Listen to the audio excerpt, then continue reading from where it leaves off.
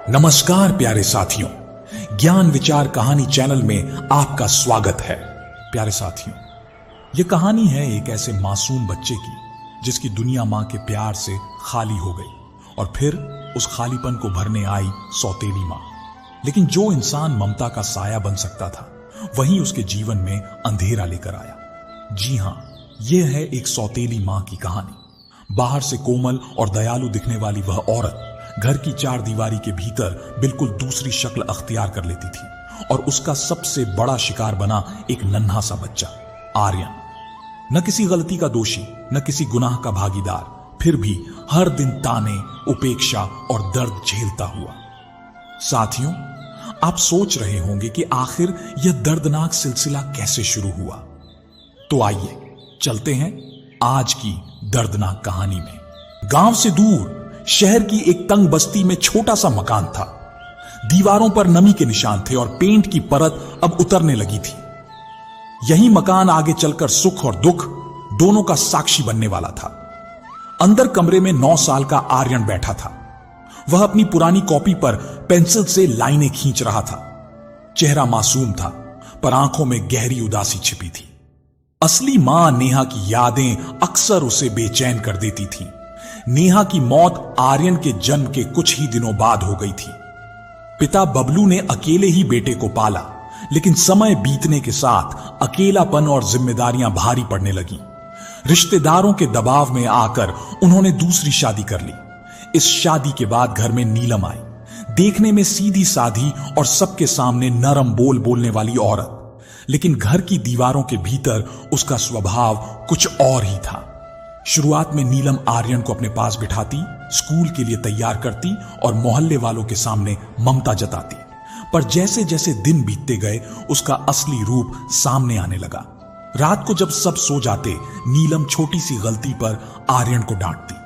कभी खाने की थाली खींच लेती तो कभी मारपीट तक कर देती। गुस्से में अक्सर कहती, तेरे कारण ही मेरी जिंदगी बर्बाद हो गई है। बबलू दिन भर नौकरी में व्यस्त रहते। उन्हें नीलम की यह सच्चाई कभी समझ नहीं आई। उल्टा जब नीलम रोते हुए कहती कि आर्यन बिगड़ गया है तो वे बेटे को ही डांट देते। धीरे धीरे आर्यन की मुस्कान खोने लगी। उसकी आंखों में एक सवाल बार बार उठता, मां कैसी होती है? क्या हर मां इतनी कठोर होती है?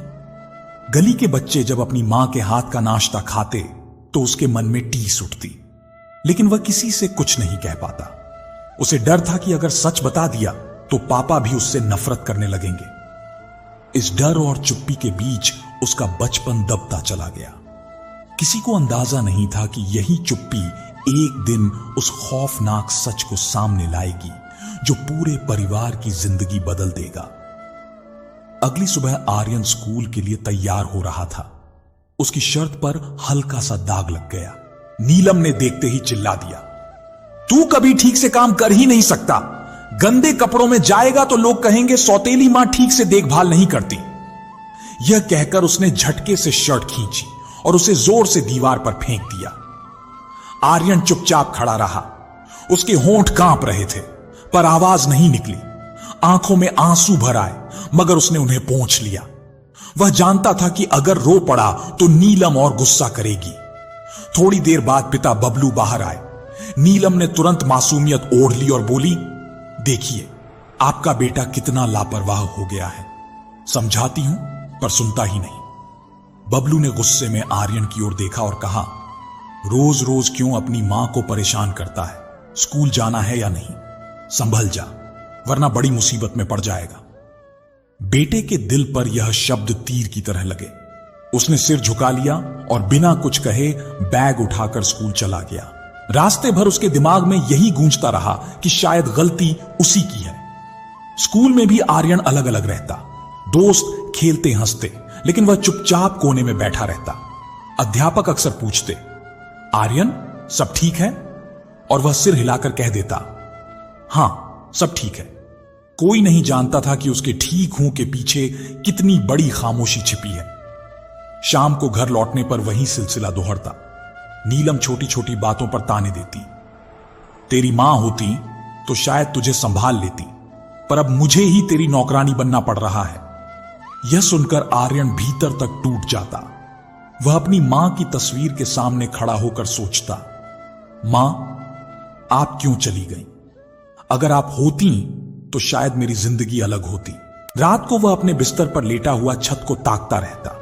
उसकी मासूम आंखों में आंसू चमकते, पर होठों पर सन्नाटा होता। उसके दिल में यह डर पक्का हो चुका था कि अगर उसने किसी से शिकायत की तो पिता भी उससे दूरी बना लेंगे। लेकिन आर्यन को पता नहीं था कि उसकी यह चुप्पी धीरे धीरे एक ऐसा राज जन्म दे रही है जो आने वाले दिनों में उसके पूरे परिवार की तस्वीर बदल देगा। यह राज उसकी सौतेली मां के उस खौफनाक सच से जुड़ा था जिसे सुनकर हर कोई सन्न रह जाएगा। रविवार की सुबह थी। पड़ोस के बच्चे आंगन में क्रिकेट खेल रहे थे और उनकी हंसी पूरे मोहल्ले में गूंज रही थी। आर्यन भी खिड़की से झांक रहा था। उसका मन खेल में शामिल होने को तड़प रहा था, पर नीलम ने सख्त आवाज में कह दिया, पहले सारे बर्तन मांज, फिर कचरा डाला। खेलकूद तेरे बस की बात नहीं। आर्यन ने सिर झुका लिया और चुपचाप काम करने लगा। उसके छोटे छोटे हाथों से भारी बाल्टियां उठती नहीं थी, पर डर के कारण वह कुछ कह भी नहीं सकता था। तभी अचानक उसकी उंगलियां फिसल गईं और एक कांच का गिलास नीचे गिरकर टूट गया। नीलम गुस्से में तमतमाई और तेज आवाज में बोली, जानबूझकर करता है ना तू, यह हर चीज खराब करनी है। उसने गाल पर जोरदार थप्पड़ जड़ दिया। उस पल दरवाजे पर खड़े पड़ोसी तिवारी अंकल ने यह सब देख लिया। वह ठिठक गए, पर कुछ कहे बिना वापस लौट गए। आर्यन की आंखों से आंसू बह निकले। उसने टूटा गिलास समेटा और मन ही मन सोचा, काश पापा अभी यहां होते। शाम को जब बबलू घर लौटे तो नीलम ने फिर वही नाटक किया। वह रोते हुए बोली, आपके बेटे ने आज भी मेरा जीना मुश्किल कर दिया, मेरी बात ही नहीं मानता। बबलू ने बेटे की ओर कठोर नजरों से देखा और कहा, आर्यन, तू नीलम मां की इज्जत करना सीख। मां को तकलीफ देगा तो मुझसे बर्दाश्त नहीं होगा। नीलम मां शब्द सुनते ही आर्यन का दिल कसक उठा। वह सोचने लगा, क्या मां ऐसी होती है जो हर दिन मुझे सिर्फ दर्द दे? पर वह चुप रहा। धीरे धीरे यह सिलसिला आदत बन गया। नीलम बाहर वालों के सामने संस्कारी, सहनशील और ममतामयी औरत की छवि दिखाती, लेकिन अंदर से दिन ब दिन और कठोर होती जा रही थी। आर्यन की हंसी पूरी तरह गायब हो गई थी।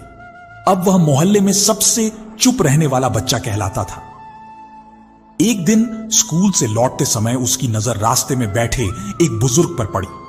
वह फटे कपड़ों में थे और भूख से निढाल लग रहे थे। आर्यन ने अपना टिफिन उन्हें दे दिया। बुजुर्ग की आंखों में आंसू आ गए और उन्होंने कांपती आवाज में कहा, बेटा, भगवान तुझे हमेशा खुश रखे। उस पल आर्यन को थोड़ी राहत मिली, जैसे किसी ने उसकी चुप्पी समझ ली हो। उसे अंदाजा नहीं था कि उसकी छोटी सी दया एक दिन नीलम की सच्चाई उजागर करने की कुंजी बनेगी, क्योंकि वही बुजुर्ग नीलम के अतीत से जुड़े थे और उनका सामना होना अभी बाकी था। अगले दिन स्कूल से लौटते हुए आर्यन की नजर उसी बुजुर्ग पर फिर पड़ी। वह सड़क किनारे बैठे खांस रहे थे और उनके पास खाने के लिए कुछ भी नहीं था। आर्यन ने अपनी जेब में रखे 5 रुपए निकाले और उनके हाथ में रख दिए। बुजुर्ग ने कांपते हुए हाथों से रुपए पकड़े और बड़ी देर तक आर्यन को देखते रहे। उनकी आंखों में अजीब सी चमक थी। उन्होंने धीमे स्वर में कहा, बेटा, तू बहुत अच्छा है, लेकिन तेरे चेहरे पर एक छाया देख रहा हूं। यह छाया तुझे हर दिन खा रही है। बता, घर में सब ठीक है ना? आर्यन पहले तो चुप रहा, फिर धीरे से बोला, सब ठीक है दादाजी, और तुरंत भाग गया। घर पहुंचने पर नीलम पहले से ही गुस्से में बैठी थी। बोली, इतनी देर कहां लग गई? तेरे बाप से कह दूंगी कि स्कूल से भागता है। सच सच बता। आर्यन कांपते हुए बोला, रास्ते में थोड़ा रुक गया था। नीलम ने शक भरी नजर से देखा, पर कुछ और नहीं कहा। रात को बिस्तर पर लेटे आर्यन को उन बुजुर्ग की बातें याद आईं। तेरे चेहरे पर छाया, यह वाक्य उसके कानों में गूंज रहा था। उसे लगने लगा कि शायद कोई सच है जिसे वह खुद भी नहीं जानता। कुछ दिनों बाद मोहल्ले में एक छोटी सी घटना हुई। वही बुजुर्ग अचानक नीलम के सामने आ खड़े हुए।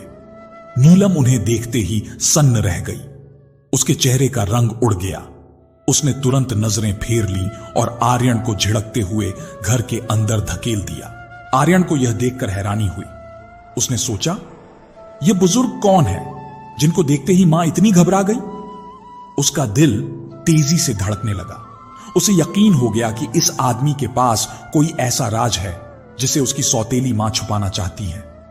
उसी रात उसने पहली बार तय किया कि अब चुप नहीं रहेगा। वह किसी भी तरह यह जानना चाहता था कि उसकी सौतेली मां का असली सच क्या है।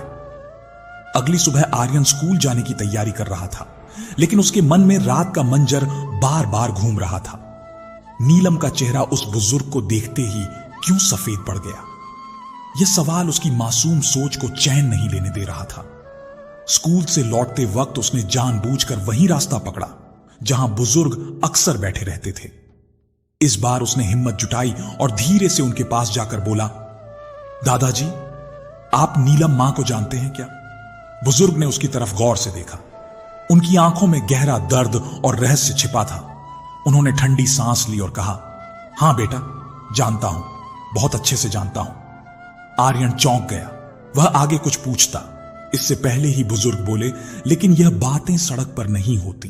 किसी दिन अकेले आना, मैं तुझे सब बताऊंगा। आर्यन ने सिर हिलाया और चुपचाप घर लौट आया।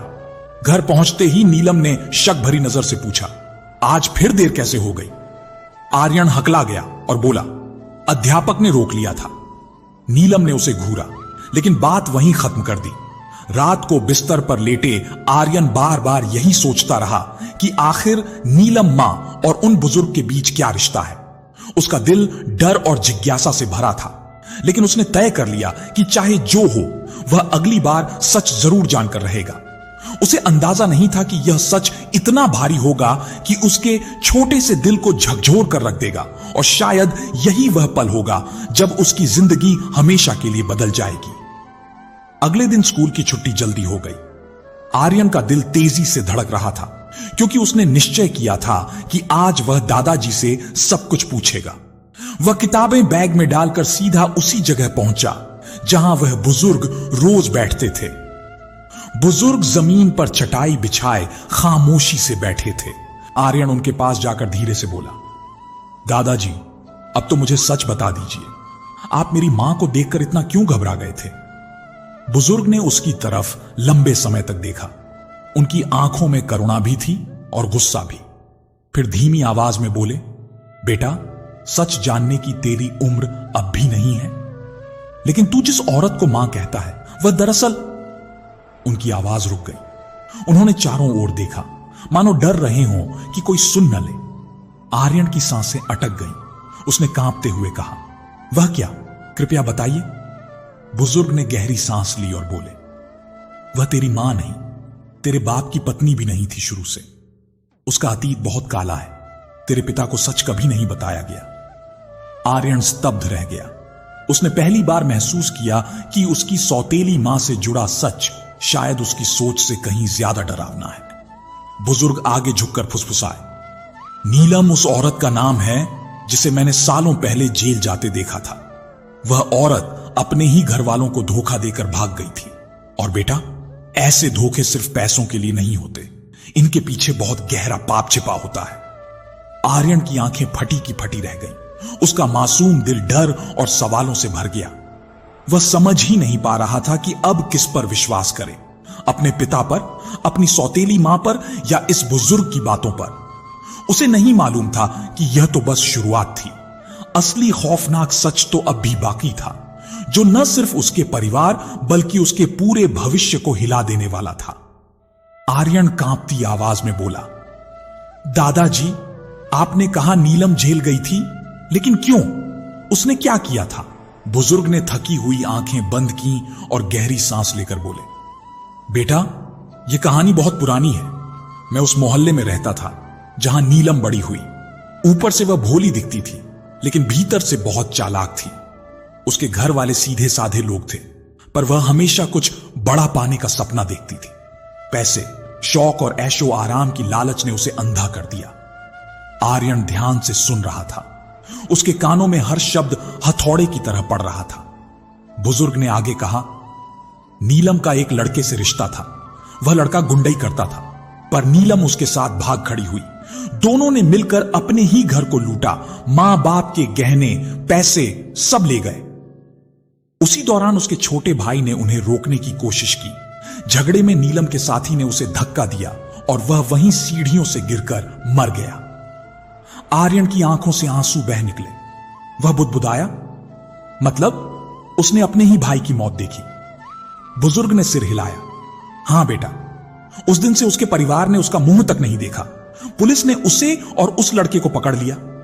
कई साल जेल में रही, लेकिन जब वह बाहर निकली तो अपने घर वालों ने दरवाजा तक नहीं खोला। तब से वह यहां वहां भटकती रही।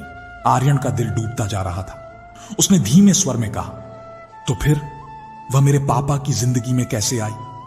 बुजुर्ग की आंखों में एक चमक उभरी। उन्होंने कहा, यही सबसे बड़ा धोखा है बेटा। उसने तेरे पिता को अपनी सच्चाई कभी नहीं बताई। वह जानती थी कि तेरे पिता सीधा साधा आदमी है। उसे एक पत्नी चाहिए थी और नीलम को चाहिए था छत और इज्जत का नकाब। उसने अतीत छुपाकर शादी की और तुझे अपने गुस्से और पछतावे का शिकार बना डाला। आर्यन का छोटा सा दिल टूट चुका था। उसकी सांसें तेज हो गई। वह सोच भी नहीं पा रहा था कि अब घर लौटकर नीलम का सामना कैसे करेगा। लेकिन बुजुर्ग यही नहीं रुके। उन्होंने कहा, बेटा, यह तो सिर्फ आधा सच है। असली खौफनाक बात तो अब भी बाकी है। वह बात जो अगर तेरे पापा जान गए तो शायद यह घर हमेशा के लिए टूट जाएगा। आर्यन की सांसें तेज हो रही थी। वह कांपते स्वर में बोला, दादाजी, अगर यह सब आधा सच है तो पूरा सच क्या है? आखिर वह कौन सी बात है जिसे सुनकर मेरा घर टूट सकता है? बुजुर्ग ने चारों ओर देखा, जैसे डर हो कि कोई सुन न ले। फिर धीमी आवाज में बोले, नीलम ने जेल से बाहर आने के बाद सिर्फ सहारा पाने के लिए तेरे पिता से शादी नहीं की थी बेटा। उसके पीछे एक और वजह थी। वजह तू। आर्यन हक्का बक्का रह गया। उसकी आंखें फैल गईं। मैं? लेकिन क्यों? बुजुर्ग ने गहरी सांस लेकर कहा, जब नीलम जेल में थी तब उसे पता चला कि उसका शरीर मां बनने के काबिल नहीं रहा। डॉक्टरों ने साफ कह दिया था कि वह कभी संतान को जन्म नहीं दे पाएगी। यह बात उसके अंदर कांटे की तरह चुभ रही थी। वह जानती थी कि समाज में औरत की पहचान अक्सर मां बनने से जोड़ी जाती है। तभी उसकी नजर तेरे पिता पर पड़ी, जिनकी पत्नी मर चुकी थी और एक छोटा बच्चा था। नीलम ने सोचा कि अगर वह तेरे पिता से शादी कर लेगी तो उसे एक छत भी मिलेगी और मां कहलाने का अवसर भी। इसी लालच और स्वार्थ ने उसे इस घर तक पहुंचाया। आर्यन की रूह कांप उठी। उसके दिल में जैसे किसी ने चाकू घोंप दिया हो। उसने बुदबुदाते हुए कहा, मतलब उसने मुझे कभी बेटे की तरह अपनाया ही नहीं। उसने मुझे सिर्फ अपनी कमी छुपाने का जरिया समझा। बुजुर्ग ने सिर हिलाया, हां बेटा, यही सच है और यही सबसे खौफनाक सच है जिसे तेरे पिता आज तक नहीं जानते। उन्हें लगता है कि उन्होंने एक पत्नी और बेटे के लिए मां पाई है, लेकिन असल में उन्होंने घर में ऐसी औरत को जगह दी है जिसके दिल में ममता नहीं, सिर्फ स्वार्थ और पछतावे का जहर है। आर्यन वहीं पत्थर सा खड़ा रह गया। उसकी आंखों से आंसू लगातार बह रहे थे। उसने अपने दिल में ठान लिया कि अब और चुप नहीं रहेगा। चाहे कितना भी दर्द क्यों ना हो, यह सच एक दिन अपने पिता को बताना ही होगा। उसे अंदाजा नहीं था कि यह फैसला उसकी जिंदगी का सबसे कठिन मोड़ बनने वाला है, क्योंकि सच सामने आते ही न सिर्फ उसका घर बल्कि उसकी मासूमियत भी हमेशा के लिए बदल जाएगी। उस रात आर्यन करवटें बदलता रहा। बुजुर्ग की बातें उसके कानों में बार बार गूंज रही थी। उसने तुझे कभी बेटे की तरह नहीं अपनाया, सिर्फ कमी छुपाने का जरिया समझा। यह शब्द उसकी मासूम आत्मा को छलनी कर रहे थे। सुबह उठते ही उसने तय कर लिया कि अब चुप नहीं रहेगा। नाश्ते के वक्त नीलम रसोई में खड़ी थी। आर्यन ने साहस जुटाकर कहा, मां, मैं आपसे कुछ पूछना चाहता हूं। नीलम ने झुंझलाकर कहा, जल्दी बोल, मुझे बहुत काम है। आर्यन की आंखें भर आईं, पर उसने हिम्मत करके कहा, क्या यह सच है कि आपने पापा से सिर्फ मुझे पाने के लिए शादी की थी, क्योंकि आप कभी मां नहीं बन सकती थी? नीलम का चेहरा सुन पड़ गया। उसके हाथ से तवा गिरकर जमीन पर जा गिरा। उसने कांपती आवाज में पूछा, यह सब किसने बताया तुझे? आर्यन चुप रहा। उसने नजरें झुका ली, लेकिन होठों से निकला, सच क्या है, बस वही जानना चाहता हूं। नीलम की आंखों में गुस्से और डर का तूफान उमड़ आया।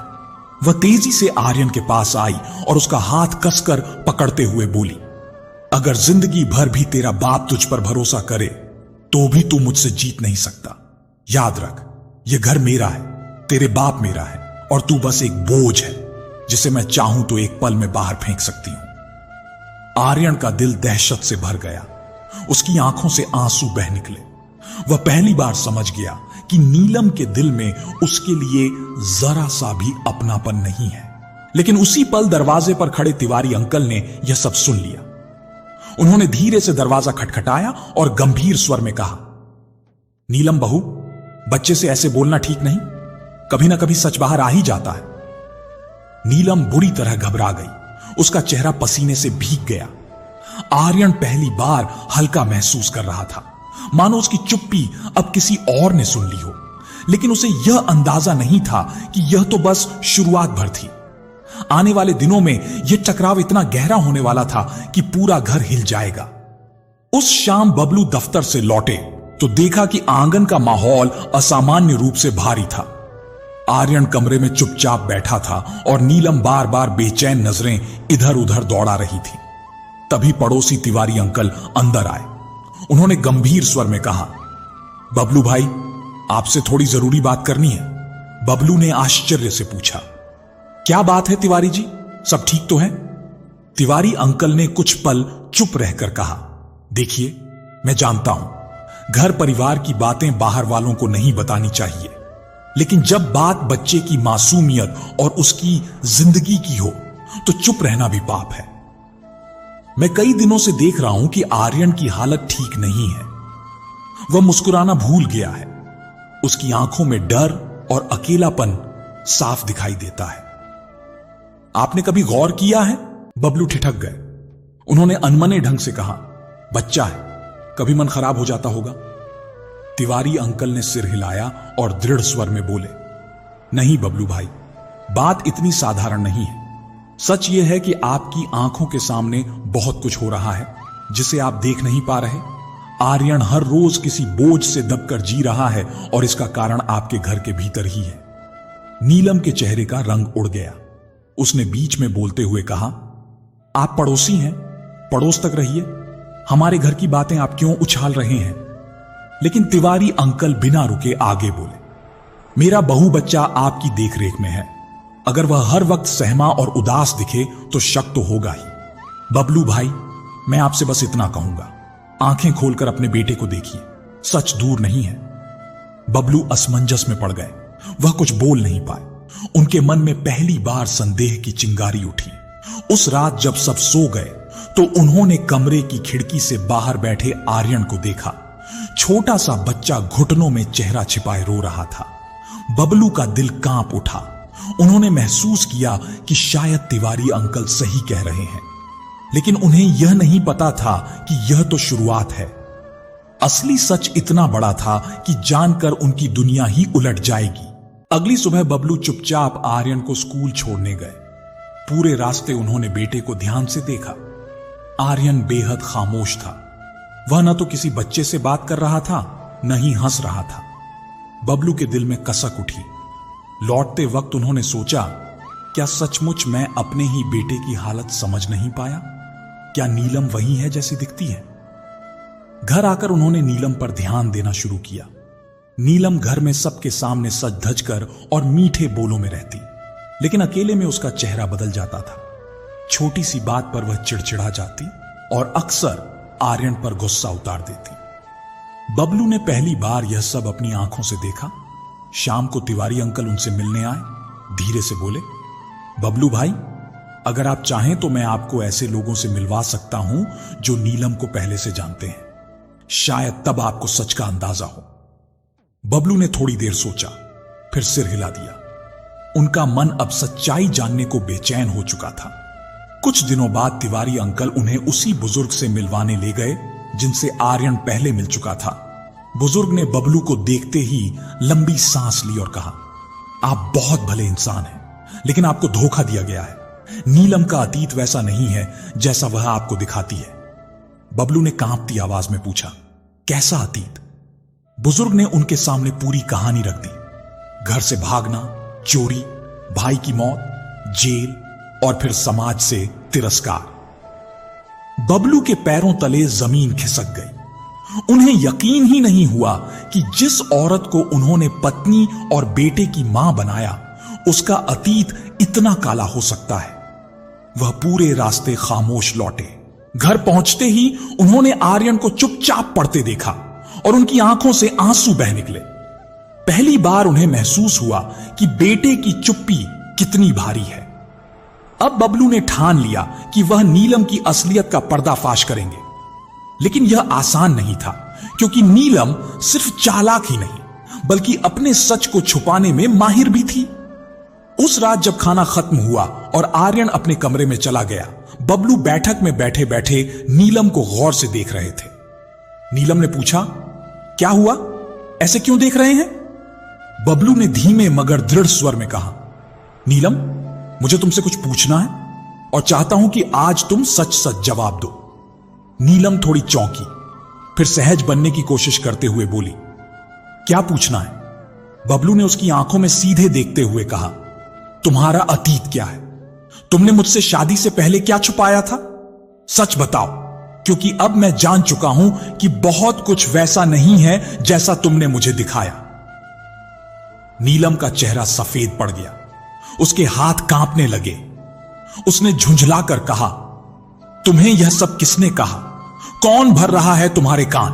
बबलू की आवाज सख्त हो गई, किसी ने कुछ नहीं भरा। मैंने तुम्हें देखा है, मैंने बेटे की आंखों में डर देखा है, और अब मैंने उन लोगों से भी सुना है जो तुम्हें पहले से जानते थे। नीलम, अगर तुम सच नहीं बताओगी तो मैं खुद सब ढूंढ निकालूंगा। नीलम गुस्से और डर के बीच झूल रही थी। उसने ऊंची आवाज में कहा, हां, मेरा अतीत साफ नहीं है, लेकिन मैंने जो किया हालात की वजह से किया। अगर तुम मुझे छोड़ दोगे तो मैं फिर सड़क पर आ जाऊंगी। और सुन लो बबलू, अगर तुमने मेरा सच किसी से कहा तो सबसे पहले मैं तुम्हारे बेटे को ही सजा दूंगी। बबलू सन्न रह गए। यह सुनकर उनके भीतर का पिता जाग उठा। उन्होंने गुस्से में कहा, अगर तुमने मेरे बेटे को हाथ भी लगाया तो यह घर तुम्हारा नहीं रहेगा। घर का माहौल अचानक भारी हो गया। दरवाजे के पीछे खड़ा आर्यन सब सुन चुका था। उसकी आंखों से आंसू बह रहे थे, लेकिन दिल में एक अजीब सी राहत भी थी। पापा ने पहली बार उसके लिए आवाज उठाई थी, पर यह तो सिर्फ शुरुआत थी। नीलम की जिद और बबलू का संदेह अब एक ऐसे टकराव की ओर बढ़ने वाला था जो पूरे परिवार की नींव हिला देगा। अगली सुबह नीलम ने माहौल को सामान्य दिखाने की कोशिश की।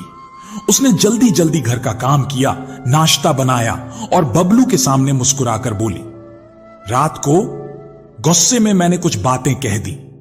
सच यह है कि लोग मुझे बदनाम करते रहे हैं, लेकिन सच्चाई वैसी नहीं है जैसी उन्होंने बताई होगी। बबलू चुपचाप सुनते रहे। नीलम ने आह भरते हुए कहा, मैंने अपनी जवानी में कुछ गलत फैसले किए थे। हर इंसान गलती करता है, पर क्या इसका मतलब है कि मैं जिंदगी भर तानों और शक के साथ जीती रहूं? मैंने तुम्हें और आर्यन को अपना परिवार माना है। अगर मैं इतनी बुरी होती तो क्या रोज रोज इस घर के लिए मेहनत करती? उसकी बातें सुनकर बबलू असमंजस में पड़ गए। दिल कह रहा था कि जो सुना है वह सच है, पर सामने बैठी औरत आंसुओं से भीगी आंखों से खुद को निर्दोष साबित कर रही थी। नीलम ने अपनी बात को और मजबूत करने के लिए झूठी कहानियां गढ़नी शुरू की। बोली, लोगों ने मेरे बारे में अफवाह फैला दी थी कि मैंने अपने घर को लूटा और भाई की मौत का कारण बनी, लेकिन सच्चाई यह है कि मेरा भाई खुद नशे में गिरा था। मुझे बदनाम करके सबने अपना पल्ला झाड़ लिया। मैं जेल भी गई, पर वह सब गलत फहमी थी। अदालत में साबित हुआ कि मैं निर्दोष हूं। अगर मैं सचमुच अपराधी होती तो आज तुम्हारे साथ क्यों होती? बबलू ने सिर पकड़ लिया। उन्हें समझ नहीं आया कि किस पर भरोसा करें। एक तरफ पड़ोसियों और बुजुर्ग की गवाही थी, दूसरी तरफ नीलम के आंसुओं से भीगे शब्द। उधर दरवाजे के पास खड़ा आर्यन सब सुन रहा था। उसके मासूम दिल को यह सब और उलझन में डाल रहा था। वह सोच रहा था, अगर मां झूठ बोल रही है तो क्यों?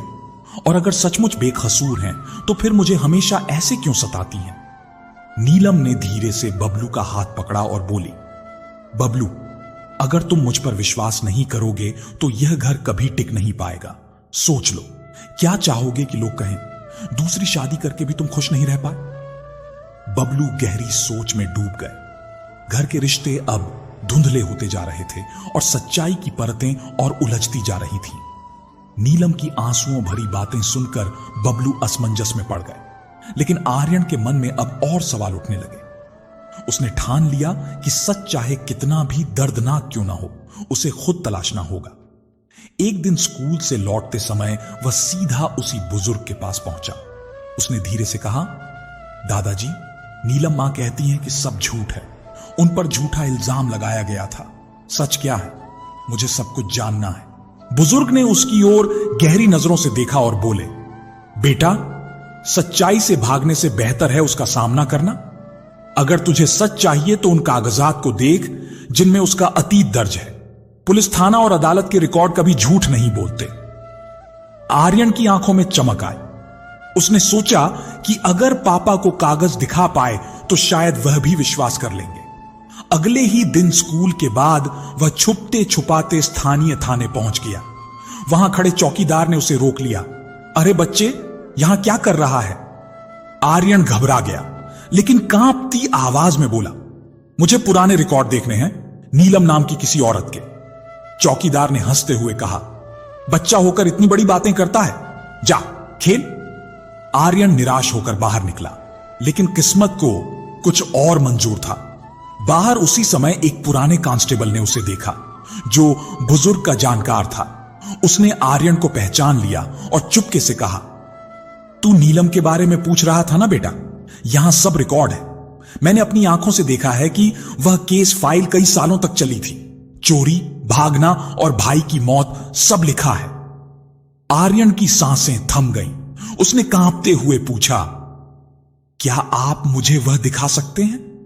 कांस्टेबल ने धीरे से कहा, अभी नहीं, लेकिन सही वक्त पर मैं तुझे सब दूंगा। आर्यन का दिल धड़क रहा था। उसे पहली बार लगा कि वह सच के बहुत करीब पहुंच गया है, लेकिन घर लौटते ही नीलम की शक भरी नजरें उस पर गड़ी हुई थीं। उसने ठंडी आवाज में कहा, आजकल तू बहुत देर से घर आ रहा है।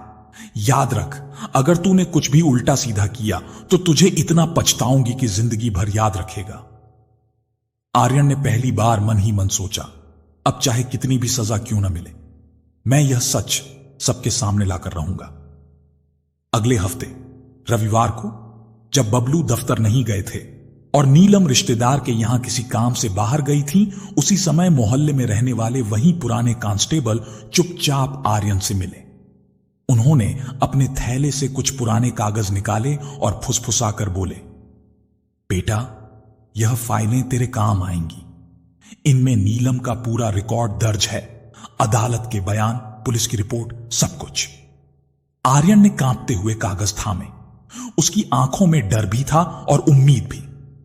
कागजों में साफ लिखा था, नीलम नाम की महिला पर चोरी, घर वालों से मारपीट और भाई की मौत में संलिप्तता का आरोप, 5 साल की सजा। छोटे से बच्चे के हाथ कांप रहे थे। उसने महसूस किया कि उसके सीने पर रखा बोझ अब थोड़ा हल्का हो रहा है। शाम को जब पापा घर लौटे तो आर्यन ने हिम्मत जुटाई। वह धीरे से बोला, पापा, मैं आपको कुछ दिखाना चाहता हूं। उसने थरथराते हाथों से कागज उनके सामने रख दिए। बबलू ने फाइल उठाई और पढ़ना शुरू किया। जैसे जैसे पन्ने पलटते गए, उनका चेहरा पीला पड़ता गया। दिल में बवंडर उठ रहा था, क्या सचमुच यह वही औरत है जिसके साथ मैंने अपना घर बसाया? तभी दरवाजे पर नीलम आ गई। उसने कागज बबलू के हाथ में देख ली। उसका चेहरा एक पल को जम गया, फिर गुस्से से तमतमा कर बोली, यह सब कहां से लाए तुम? किसने दी यह फाइल? बबलू गुस्से से कांपते हुए बोले, नीलम, अब सच छुपाओ मत, यह सबूत है, तुमने मुझसे धोखा किया है। आर्यन सहमा सहमा सा एक कोने में खड़ा था। नीलम ने लाल आंखों से उसकी ओर देखा और चीखी, तू ही है जिसने मुझे बेनकाब किया, मैं तुझे कभी माफ नहीं करूंगी। बबलू तुरंत बेटे के सामने खड़े हो गए और गरज कर बोले, नीलम, अगर तुमने मेरे बेटे को हाथ भी लगाया तो समझ लो इस घर का दरवाजा तुम्हारे लिए हमेशा के लिए बंद हो जाएगा। घर का माहौल बिजली की तरह गूंज उठा। सच अब सामने था। लेकिन इसके बाद क्या होगा यह किसी को नहीं पता था। कागज हाथ में लिए खड़े बबलू का गुस्सा चरम पर था, लेकिन नीलम आसानी से हार मानने वाली नहीं थी। उसने तुरंत आंसुओं का सहारा लिया, जमीन पर बैठ गई और जोर जोर से रोने लगी। हाय राम, मेरे ही घर में मुझे अपराधी बनाया जा रहा है। जो औरत इस घर की सेवा कर रही है उसे बदनाम करने की साजिश हो रही है। बबलू जी, सोचिए, क्या मैं इतनी बुरी हो सकती हूं? बबलू कुछ बोलते इससे पहले ही नीलम ने बातें घुमाना शुरू कर दिया। बोली, यह सब झूठे कागज हैं। मेरे दुश्मनों ने मुझे फंसाने के लिए बनाए थे। अदालत ने मुझे छोड़ दिया था। अगर मैं सच में दोषी होती तो क्या आज यहां आपके साथ बैठी होती? उसकी आवाज रोने और चीखने के बीच कांप रही थी, लेकिन आर्यन जानता था कि यह सब एक नया नाटक है। उसने डरते डरते कहा, पापा, यह सब झूठ है। मैंने खुद दादाजी से सुना है और पुलिस वाले अंकल से भी। नीलम ने तुरंत उसकी तरफ उंगली उठाकर चीखा, चुप रह, तू छोटा सा बच्चा मुझे सिखाएगा कि सच क्या है? तुझे भड़काया गया है। तिवारी अंकल और वह बुजुर्ग सब मिलकर मुझे इस घर से निकालना चाहते हैं। बबलू असमंजस में पड़ गए। एक तरफ फाइल में लिखी ठोस बातें थीं, दूसरी तरफ नीलम की आंसुओं से भीगी आंखें। वह सोच रहे थे, क्या सचमुच यह औरत मुझे बरसों से धोखा दे रही है या फिर यह सब किसी साजिश का हिस्सा है? नीलम ने मौका पाकर धीरे से कहा, बबलू जी, सोच लीजिए। अगर आपने मुझ पर शक किया तो मैं यह घर छोड़ दूंगी, पर याद रखिए, लोग यही कहेंगे कि आपने दूसरी शादी करके भी अपनी पत्नी को सम्मान नहीं दिया। बबलू गहरी सोच में डूब गए। कमरे की हवा भारी हो गई थी। आर्यन पिता की ओर टकटकी लगाए देख रहा था, जैसे उनके फैसले पर उसकी पूरी दुनिया टिकी हो। लेकिन नीलम के चेहरे पर छुपा डर साफ झलक रहा था। उसे पता था कि सच अब पूरी तरह दब नहीं सकता। इसलिए उसने तय कर लिया कि किसी भी हाल में वह ऐसी चाल चलेगी जिससे बबलू को फिर से अपनी बात पर यकीन हो जाए। अगले ही दिन नीलम ने चालाकी से नया खेल शुरू किया।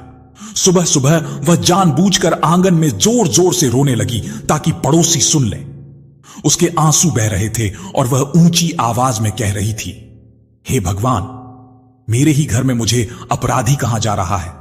मैंने कितनी मेहनत से इस घर को संभाला, पर मुझे बदनाम करने के लिए सब जुट गए। किसी को मेरी तकलीफ दिखाई ही नहीं देती। नीलम की आवाजें सुनकर पड़ोस की औरतें इकट्ठा हो गईं। कोई बोली, अरे नीलम बहन, क्या हुआ? दूसरी बोली, इतनी सीधी सादी औरत पर भी इल्जाम लगाया जा रहा है। आजकल लोग औरत की मेहनत की कदर ही नहीं करते। नीलम ने आंसुओं के बीच अपने झूठ को परोसना शुरू किया।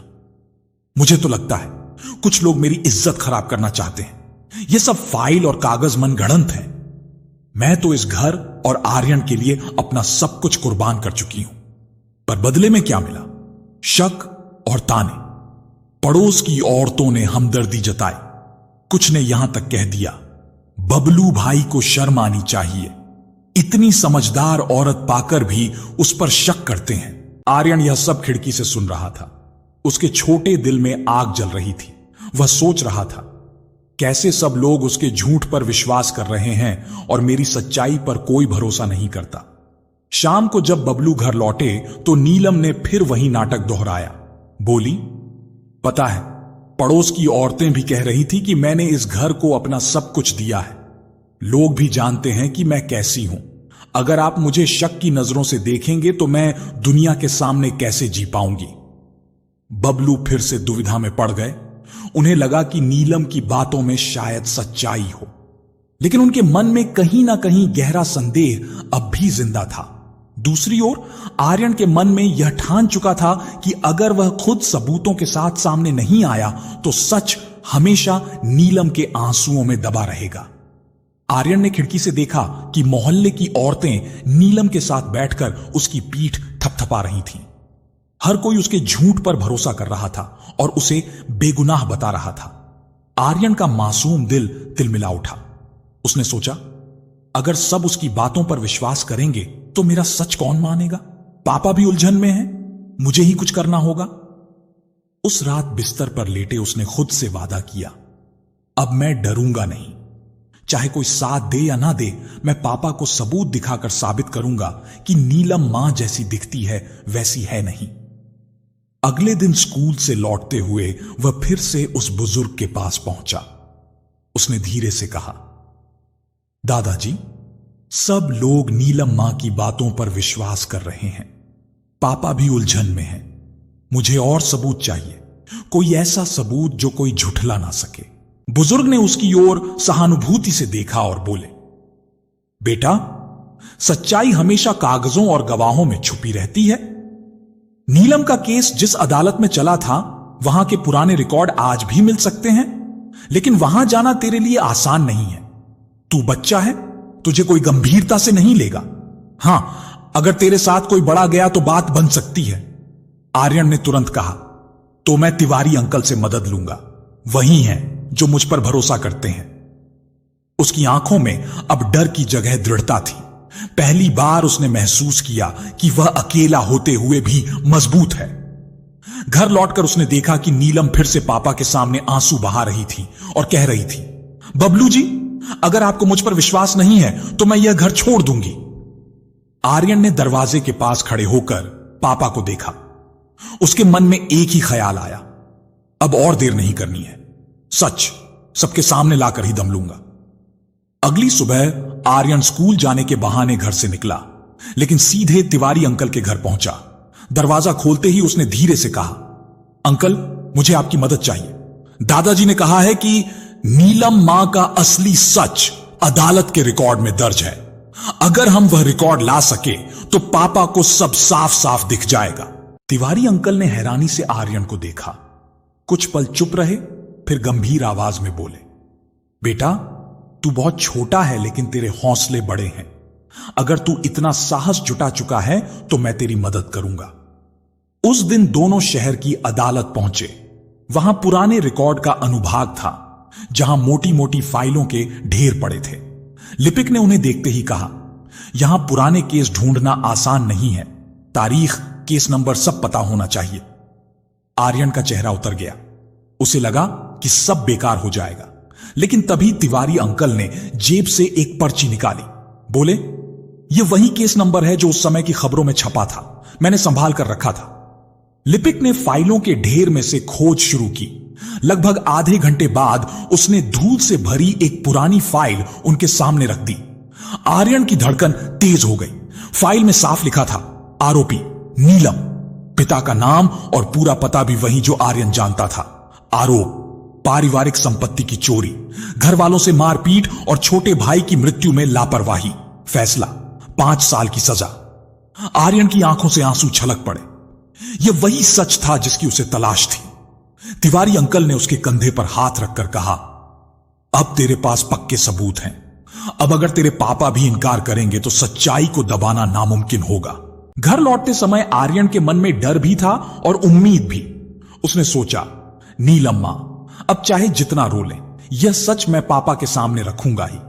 लेकिन उसे यह अंदाजा नहीं था कि नीलम को उसकी इस चाल की भनक लग चुकी है और वह उसे रोकने के लिए अब सबसे खतरनाक कदम उठाने वाली है।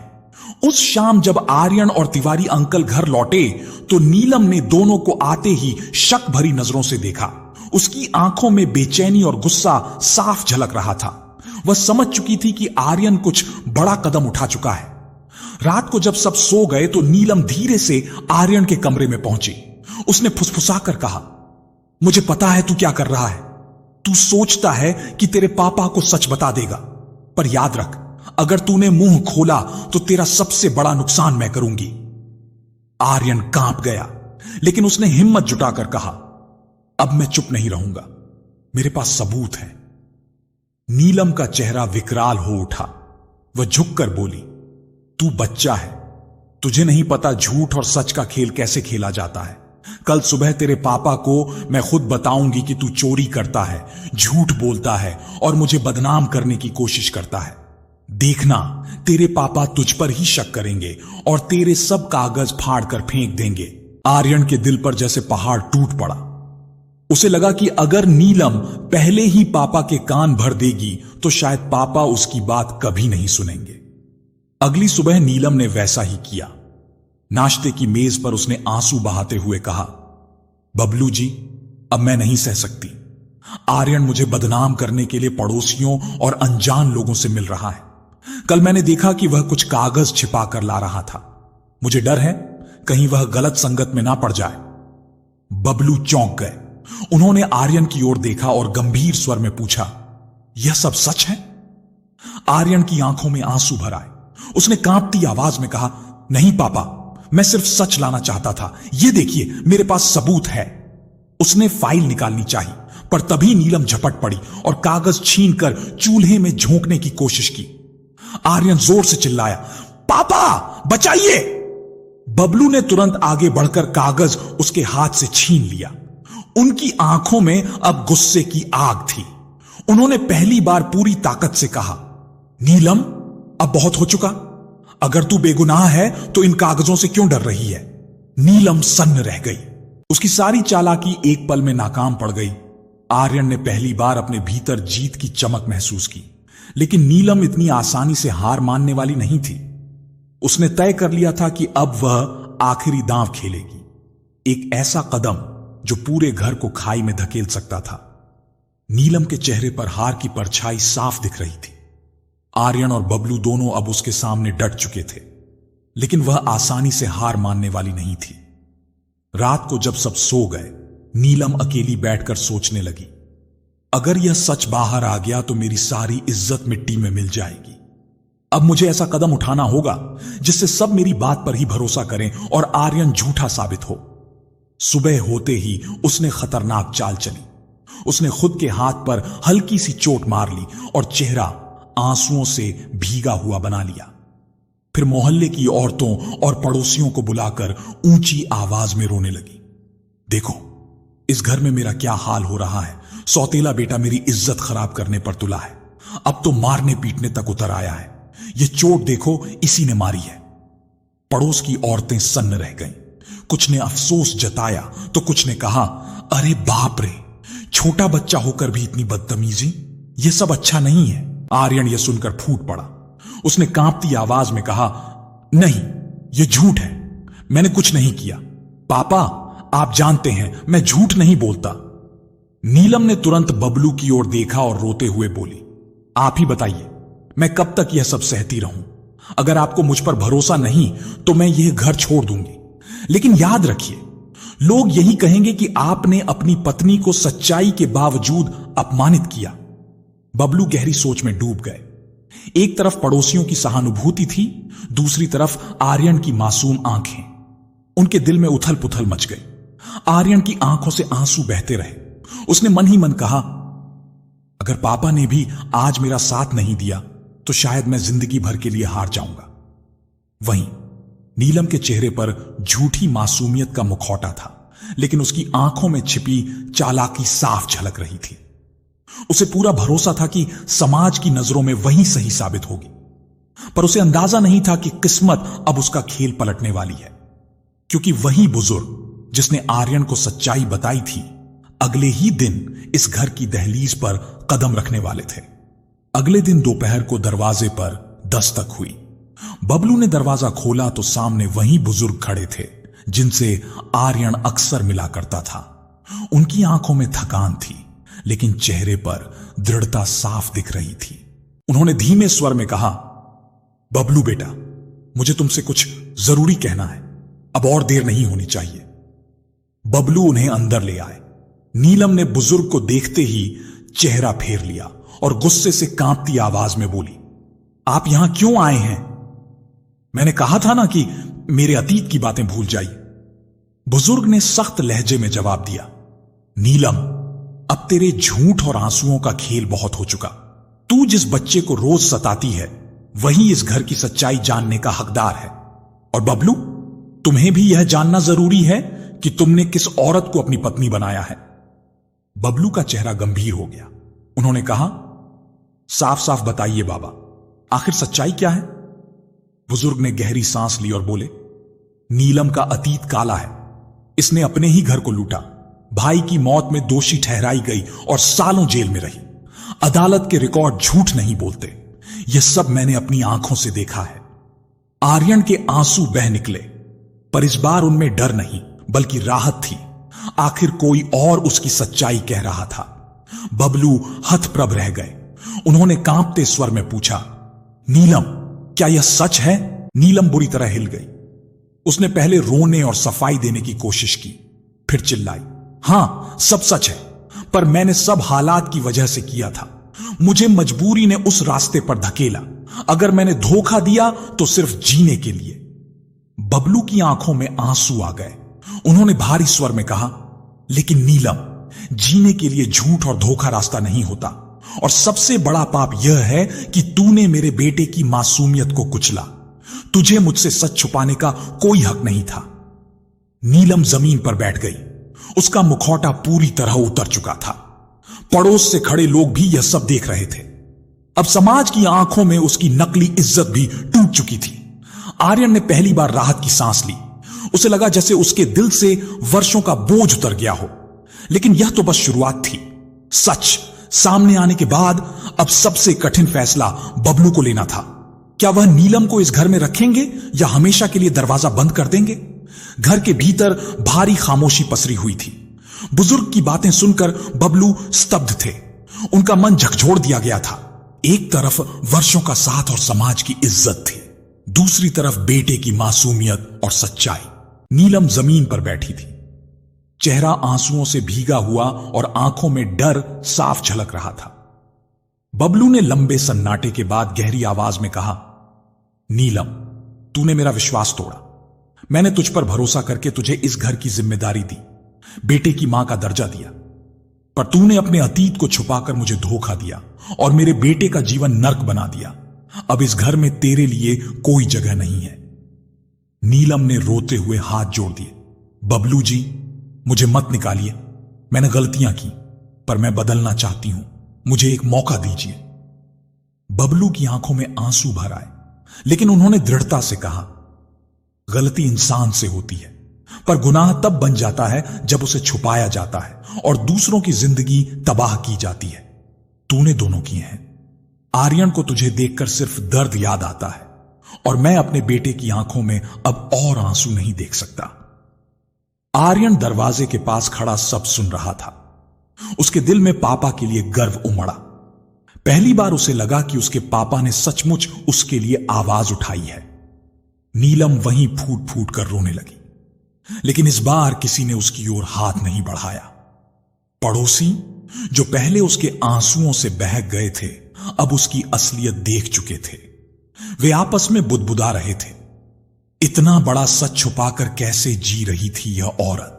बबलू ने बुजुर्ग और तिवारी अंकल की ओर देखकर कहा, आज अगर आप दोनों सच सामने न लाते तो शायद मैं हमेशा अंधेरे में ही जीता। आपका एहसान जिंदगी भर नहीं भूलूंगा। उस रात बबलू ने अपने बेटे को सीने से लगाया और धीमे स्वर में कहा, बेटा, अब तू कभी अकेला नहीं रहेगा। मैं वादा करता हूं कि तेरे बचपन से जो भी छिन गया है उसे अब मैं लौट आऊंगा। आर्यन ने आंखें बंद कर लीं। उसे लगा जैसे बरसों बाद उसके दिल का बोझ उतर गया हो। लेकिन कहानी यहीं खत्म नहीं हुई।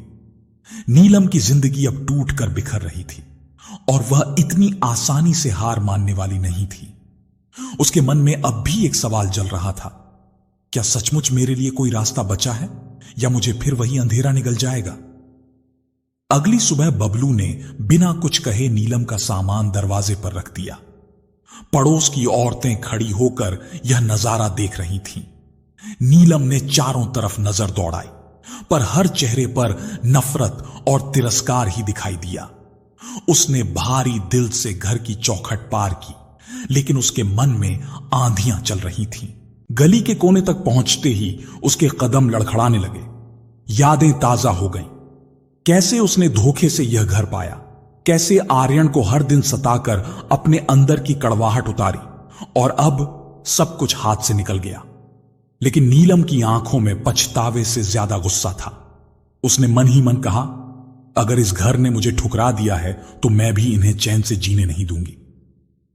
कुछ दिन वह एक पुराने जानकार के घर रही, जहां उसे केवल सहानुभूति और ताने मिले। काम की तलाश में भटकती रही, लेकिन उसका अतीत उसके पीछे पीछे चलता।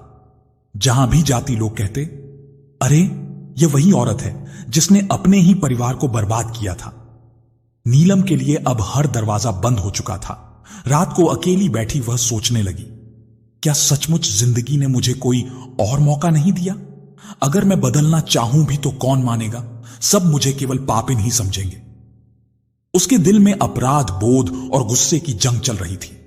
इसी बीच उसने तय किया कि वह आखिरी बार बबलू और आर्यन से मिलेगी, लेकिन इस बार वह आंसुओं से नहीं बल्कि चालाकी से सामने आएगी। उसने मन ही मन सोचा, अगर मैं खुद को पूरी तरह पीड़ित और बेबस साबित कर दूं तो शायद बबलू का दिल पिघल जाए, और अगर नहीं तो मैं ऐसा कदम उठाऊंगी जिससे इनकी दुनिया फिर हिल जाएगी। उस रात उसकी आंखों में नींद नहीं आई।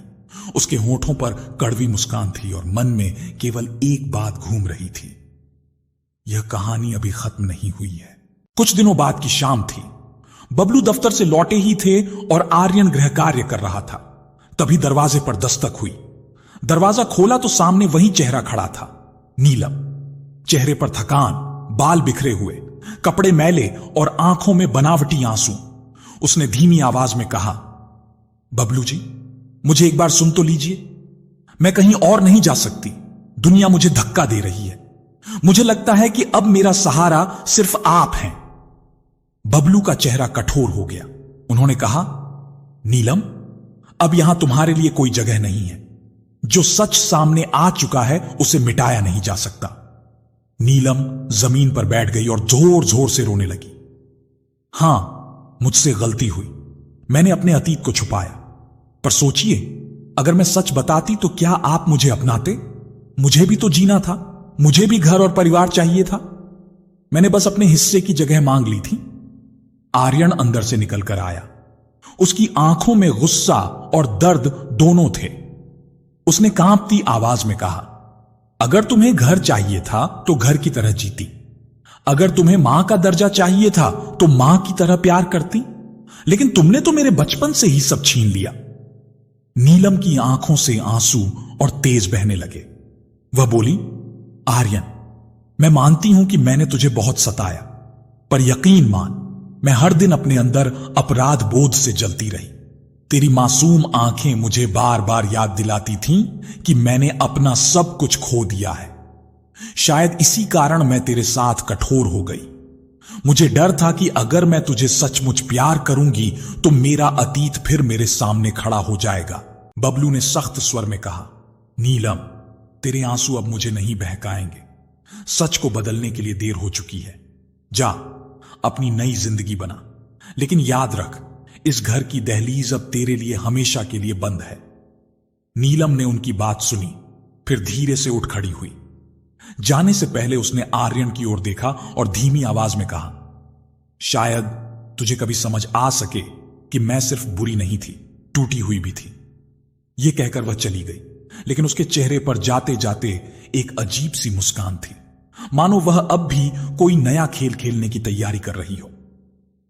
आर्यन और बबलू ने दरवाजा बंद कर दिया, पर दोनों जानते थे कि यह कहानी अभी पूरी तरह खत्म नहीं हुई है। नीलम घर से निकल चुकी थी, लेकिन उसके मन में बबलू और आर्यन के लिए नफरत और बदले की आग अब और तेज हो गई थी। उसने सोचा, अगर मुझे इस घर से निकाल दिया गया है तो मैं भी इनको चैन से नहीं जीने दूंगी। इन दोनों की दुनिया उजाड़ दूंगी। कुछ दिनों तक वह पास के एक धर्मशाला में रही। वहां उसने पुराने जान पहचान वालों से संपर्क करना शुरू किया। उनमें से कुछ वही लोग थे जिनके साथ उसने पहले गलत काम किए थे। नीलम ने उनसे कहा, मुझे अपने पति और उसके बेटे से बदला लेना है। मुझे उनकी बदनामी करनी है। उन लोगों ने उसकी मदद करने का वादा किया।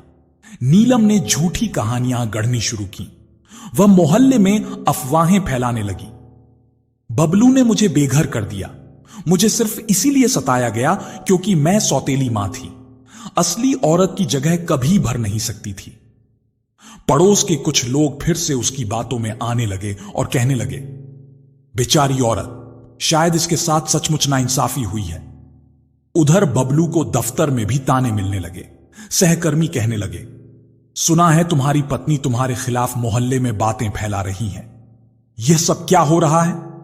बबलू का सिर शर्म से झुक गया। आर्यन ने यह सब सुना तो उसका दिल दहल गया।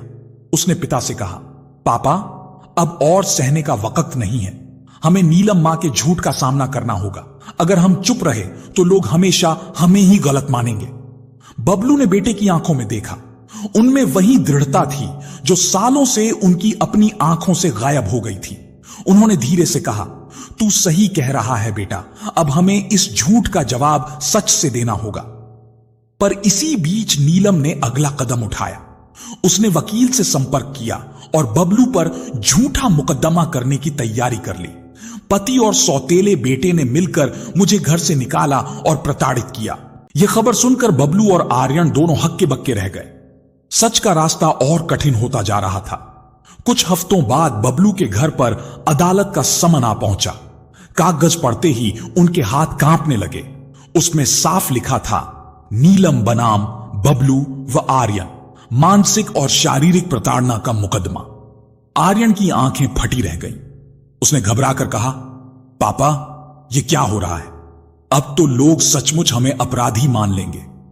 बबलू ने बेटे को संभालते हुए कहा, डर मत बेटा, झूठ चाहे कितना भी बड़ा क्यों ना हो, सच के सामने टिक नहीं सकता। हमें बस धैर्य रखना होगा। कुछ ही दिनों में अदालत की पहली तारीख आ गई। नीलम वकील के साथ आई, चेहरे पर बनावटी मासूमियत और आंखों में आंसू। उसने न्यायाधीश के सामने कहा, महोदय, मैंने इस घर को अपना सब कुछ दिया, लेकिन इन दोनों ने मुझे केवल ताने, मारपीट और बेइज्जती दी। आखिरकार मुझे घर से निकाल दिया गया।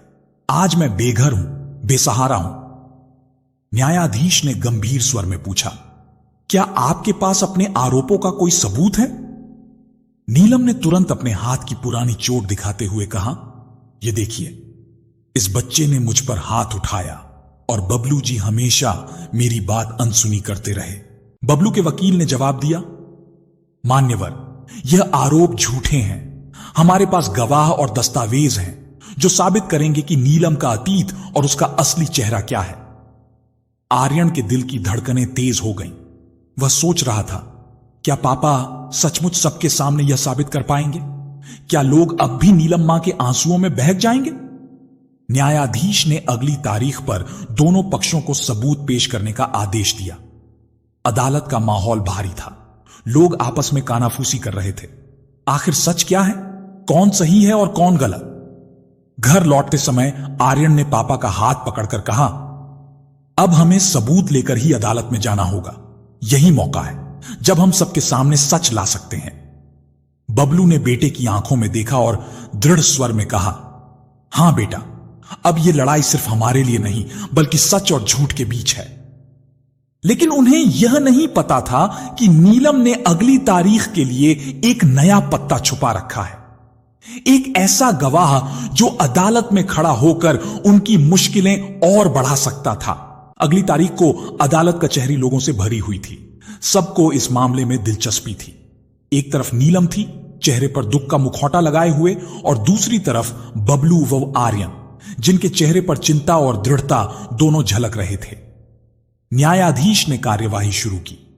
नीलम के वकील ने उठकर कहा, मान्यवर, मेरे पास एक गवाह है जो यह साबित करेगा कि नीलम जी सच कह रही हैं। यह कहकर उसने दरवाजे की ओर इशारा किया। अंदर आया एक अधेड़ उम्र का आदमी, साफ सुथरे कपड़ों में लेकिन चालाक आंखों वाला।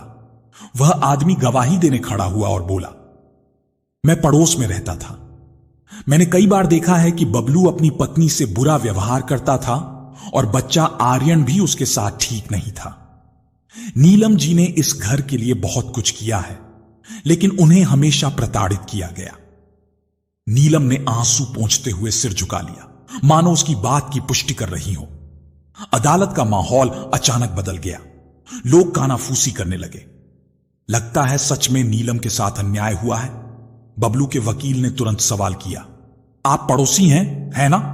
क्या आपने कभी प्रत्यक्ष देखा कि बबलू जी ने हाथ उठाया या आर्यन ने उन्हें चोट पहुंचाई? गवाह हिचकिचाया और बोला, नहीं, पर मैंने उनकी चीखें सुनी थीं। वकील ने कागज आगे बढ़ाए। मान्यवर, हमारे पास गवाहों की सूची है। यही पड़ोस के तिवारी जी और अन्य लोग बताएंगे कि वास्तव में घर में क्या होता था। और इसके अलावा यह रहे दस्तावेज नीलम के पुराने मुकदमे की फाइल, जिसमें साफ लिखा है कि उन्होंने अपने ही परिवार के साथ धोखा किया और जेल की सजा काटी। न्यायाधीश ने फाइल हाथ में ली। अदालत में सन्नाटा छा गया। नीलम का चेहरा उतर गया। झूठा गवाह सक पका गया। आर्यन ने पापा का हाथ कसकर पकड़ लिया। उसकी आंखों में चमक थी। पहली बार लगा कि सच की रोशनी अदालत की चार दीवारी में फैलने लगी है। लेकिन न्यायाधीश ने सुनवाई को अभी अधूरा रखा। उन्होंने कहा, सभी सबूत और गवाहों को विस्तार से देखा जाएगा। अगली तारीख निर्णायक होगी। नीलम अदालत से बाहर निकलते ही बुरी तरह बौखला गई। उसने मन ही मन ठान लिया, अगर सच और कागज मेरे खिलाफ हैं तो मैं ऐसा खेल खेलूंगी जिससे यह लोग सबके सामने हार मान जाए। अगली तारीख का दिन पूरे मोहल्ले के लिए चर्चा का विषय बन चुका था। कचहरी के बाहर भीड़ लगी थी। हर कोई यही देखना चाहता था कि इस मुकदमे का क्या अंजाम होगा। बबलू और आर्यन न्यायालय कक्ष में बैठे थे। दोनों के चेहरों पर तनाव था, लेकिन आंखों में सच्चाई का भरोसा भी था। नीलम अपने वकील के साथ आई, चेहरे पर बनावटी आत्मविश्वास और भीतर बेचैनी। उसने सोचा, आज अगर मैंने माहौल पलट दिया तो फिर कोई मुझे इस घर से नहीं निकाल पाएगा। न्यायाधीश ने कार्यवाही शुरू की। सबसे पहले बबलू के वकील ने गवाह के तौर पर वही बुजुर्ग को बुलाया जिन्होंने सबसे पहले आर्यन को सच्चाई बताई थी। न्यायालय कक्ष में हलचल मच गई। बुजुर्ग की धीमी चाल और झुकी हुई कमर में भी गवाही का भार साफ झलक रहा था। उन्होंने न्यायाधीश को नमस्ते कर कहा, मान्यवर, मैं नीलम को उसके बचपन से जानता हूं। मैंने अपनी आंखों से देखा है कि कैसे उसने अपने ही घर को लूटा, अपने छोटे भाई को खो दिया और फिर जेल की सजा काटी। यह सब कागजों में दर्ज है, पर मेरी आंखों ने भी वही सच देखा है। आज अगर मैं चुप रहूं तो ये बच्चे और उसके पिता दोनों के साथ नाइंसाफी होगी। अदालत में सन्नाटा छा गया। नीलम के चेहरे का रंग उड़ गया। इसके बाद वकील ने दूसरे गवाह के तौर पर तिवारी अंकल को बुलाया। उन्होंने कहा, मैंने खुद देखा है कि आर्यन को उसकी सौतेली मां रोज डांटती, मारती और डराती थी। यह बच्चा चुपचाप सब सहता रहा, लेकिन उसके चेहरे की उदासी ही सबसे बड़ा सबूत है। नीलम ने बीच में चीख कर कहा, यह सब मेरे खिलाफ साजिश है। सबने मिलकर मुझे बदनाम करने की ठानी है। न्यायाधीश ने सख्त स्वर में कहा, चुप रहिए, आपका वक्त आएगा। फिर वकील ने अदालत में फाइल पेश की। पुलिस रिकॉर्ड, न्यायालय के पुराने फैसले और गवाहियों के दस्तावेज सब साफ साफ नीलम का सच बयान कर रहे थे। न्यायाधीश ने फाइल के पन्ने पलटे। उनकी भौहें सिकुड़ गईं। उन्होंने गंभीर स्वर में कहा, नीलम, अब तक आपने जो आंसू और आरोपों का खेल खेला वह सच के सामने बेईमानी साबित हो रहा है। अदालत अगले चरण में फैसला सुनाएगी। नीलम का शरीर कांप उठा। उसने महसूस किया कि उसकी सारी चालें ध्वस्त हो रही हैं। बाहर बैठे लोग आपस में कह रहे थे, अब सच सामने आ ही गया। आर्यन और बबलू निर्दोष हैं। आर्यन ने राहत की सांस ली। पहली बार उसे लगा कि उसकी आवाज और आंसू व्यर्थ नहीं गए। लेकिन फैसला अभी बाकी था और नीलम जानती थी कि अगर उसने आखिरी पल तक कोई दांव न खेला तो उसकी जिंदगी हमेशा के लिए अंधेरे में डूब जाएगी। अदालत का माहौल तनाव से भरा हुआ था। न्यायाधीश ने फाइल बंद की और गहरी आवाज में कहा, अदालत ने दोनों पक्षों की गवाही, सबूत और दस्तावेज ध्यान से देखे हैं। नीलम के अतीत से जुड़े अपराध साबित होते हैं। उसने अपना अपराध छुपाकर बबलू से विवाह किया और सौतेले बेटे आर्यन को मानसिक व शारीरिक रूप से प्रताड़ित किया। यह आचरण न सिर्फ अनैतिक है बल्कि एक निर्दोष बच्चे के जीवन को नर्क बनाने जैसा है। नीलम कांपती हुई खड़ी हो गई। उसकी आंखों से आंसू बहने लगे। वह चीखते हुए बोली, नहीं, मैं निर्दोष हूं। सबने मिलकर मुझे फंसाया है। मैंने सिर्फ जीने की कोशिश की थी। न्यायाधीश ने कठोर स्वर में कहा, तुम्हारी कोशिश ने एक मासूम के बचपन को कुचल दिया। अदालत यह मानती है कि तुम्हारे आरोप झूठे हैं और बबलू तथा आर्यन निर्दोष हैं। साथ ही अदालत आदेश देती है कि तुम्हें इस घर या इनके जीवन में कोई अधिकार नहीं है। तुम्हें पुनः सामाजिक परामर्श केंद्र भेजा जाएगा ताकि तुम अपना जीवन नए सिरे से शुरू कर सको। पर इस परिवार से तुम्हारा कोई संबंध नहीं रहेगा। अदालत में सन्नाटा छा गया। आर्यन की आंखों से आंसू बह निकले, लेकिन इस बार यह आंसू दुख के नहीं, राहत के थे। उसने पापा का हाथ कसकर पकड़ लिया। बबलू की आंखों में भी नमी थी। उन्होंने बेटे को सीने से लगाया और कहा, अब तू बिल्कुल सुरक्षित है बेटा, अब तेरे बचपन से कोई नहीं खेलेगा। नीलम वहीं जमीन पर बैठ गई, टूटे हुए शब्दों में बुदबुदाती रही, सब खत्म हो गया, सब खत्म। उसके आंसू किसी को पिघला नहीं पाए। अदालत का फैसला उसके झूठ और छल का अंतिम पर्दाफाश था। बाहर भीड़ खड़ी थी, लोग कानाफूसी कर रहे थे। देखा, सच कितना देर से सही, लेकिन सामने आ ही गया। आर्यन ने अदालत से बाहर निकलते हुए महसूस किया कि उसकी पीठ से सालों का बोझ उतर गया है। पहली बार उसे लगा कि उसकी आवाज सुनी गई है। उसके छोटे से दिल ने धीरे से कहा, अब मैं सचमुच जीना शुरू कर सकता हूं। अदालत से लौटते समय आसमान साफ था और हवा में एक अजीब सी हल्की ठंडक थी। बबलू और आर्यन ने पहली बार राहत की सांस ली। सालों से जिस बोझ और डर के साए में जी रहे थे, वह अब खत्म हो चुका था। घर लौटकर बबलू ने बेटे को पास बिठाया और धीरे से कहा, आर्यन, अब हमारा जीवन नए सिरे से शुरू होगा। अब तुझे कभी अकेला महसूस नहीं होने दूंगा। आर्यन ने पिता को गले लगा लिया। उसकी आंखों में बरसों बाद मासूम चमक लौट आई थी। मोहल्ले के लोग, जो पहले नीलम के आंसुओं में बह गए थे, अब शर्मिंदा थे। वे बबलू और आर्यन के पास आए और बोले, हमें अफसोस है कि हम सच्चाई देर से समझ पाए। अब हम हमेशा तुम्हारे साथ रहेंगे। धीरे धीरे घर का माहौल बदलने लगा। बबलू ने बेटे की पढ़ाई पर पूरा ध्यान देना शुरू किया। शाम को दोनों साथ बैठकर बातें करते, कहानियां सुनाते और हंसते। आर्यन, जो पहले चुप और सहमा रहता था, अब खुलकर मुस्कुराने लगा। उसका बचपन जैसे वापस लौट आया हो। नीलम का नाम अब इस घर में कोई नहीं लेता था। वह कहीं खो गई थी, अपने अतीत और अपराध बोध के अंधेरे में। लेकिन उसके जाने से जो खालीपन बचा था, वह पिता पुत्र के रिश्ते की मजबूती ने भर दिया। बबलू अक्सर आर्यन से कहते, बेटा, इंसान की सबसे बड़ी ताकत सच होता है। चाहे सच कितना भी देर से सामने आए, जीत हमेशा उसी की होती है। तूने यह साबित कर दिया। आर्यन मुस्कुराकर जवाब देता, पापा, अगर आप मेरे साथ ना होते तो मैं हार जाता। आपने ही मुझे हिम्मत दी। समय बीतने के साथ आर्यन की आंखों का डर पूरी तरह मिट गया। अब वह आत्मविश्वासी और खुश मिजाज बच्चा बन चुका था।